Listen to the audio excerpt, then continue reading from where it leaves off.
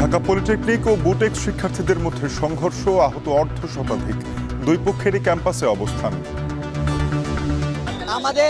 আমাদের দুইটা তিনটা ছাত্রকে ওরা এখানে মারছে একসাথে। ওদের কাছে আমরা সমাধান চাইছি, হাত জোর করে মাপ চাইছি, ভাই তোরা জায়গা আমরাও চলে যাই।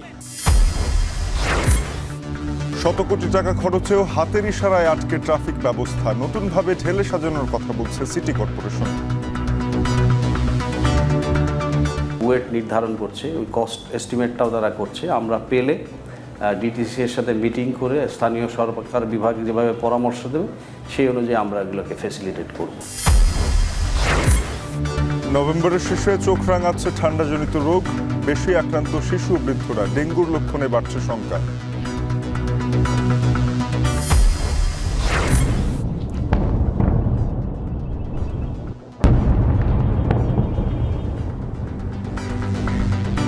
ইসরায়েলে মুহুর্মুহুর ড্রোন ও রকেট হামলা হিজবুল্লাহর। লেবাননের পাহাড় থেকে পিছু হটল ইসরায়েলি সেনারা।